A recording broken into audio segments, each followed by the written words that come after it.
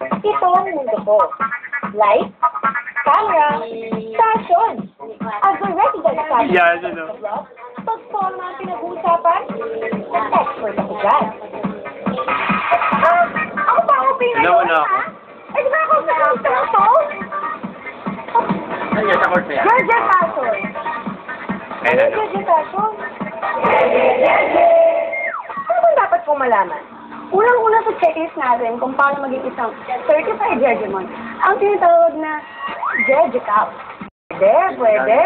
Ang Jejecap ay meron iba't ibang kulay sa gilid nito. Ang tinatawag naman natin Jeje Rainbow. Huwag po natin siyang ilalapat. Kailangan lang natin ipatong. Paano bagay sa akin? Dapat ay, alam mo ang Jeje shirt. Ito ay makulay at pwede yung parehas sa skin jeans.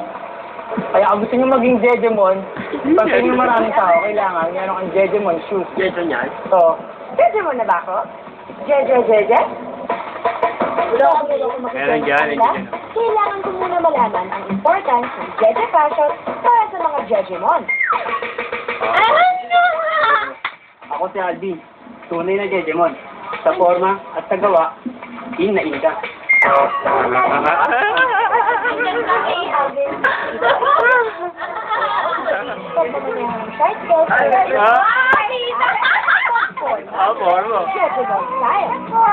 Kung ang inanganggoy ang nagawa niya para lang isunod ang pinagmamalaking fashion statement. Dahil sa naisip ko na mabihan ko na sarili ko ng mga gamit pang forma.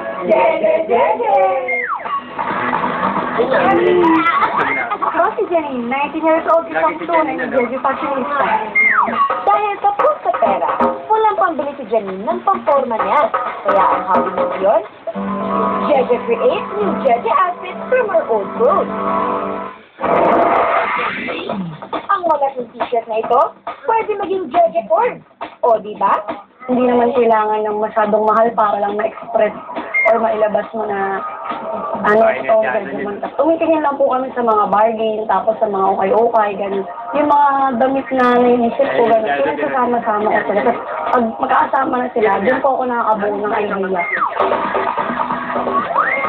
Ako si May. Ako si Jan. Partners kami sa forma. Partners kami sa lahat ng bagay. Nangit namin, hindi ko alam na ayaw mo pala yung forma ko. Yan, na kasi rin. Ay, ngayon. Saan na siya mag-suot ng mga ganun fashion. So, binibilan din ako kung anong meron siya. Halimbawa sa sapatos, parang din kami ng sapatos. Nung una parang ayoko, pero nung nagtagal parang na ano ko na rin na maganda rin. Kaya from being a PK girl, naging isang tunay na Jeje girl si May. Ang cute, girly dresses niya, napalitan na ng Jeje shirt, skin at Jeje cap. Aww, that's what you call Jeje love. Opo, Jejemon na ako dahil sa boyfriend ko.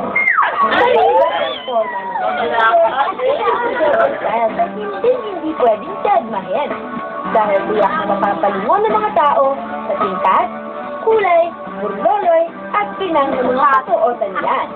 Nagpapakita ng isang style ng mga bata Pinoy ang pagiging masiyahin, malikhain, at madiskarte na rin. Oh, joy na ako, di ba? Jeje fashionista na rin ako. Jeje!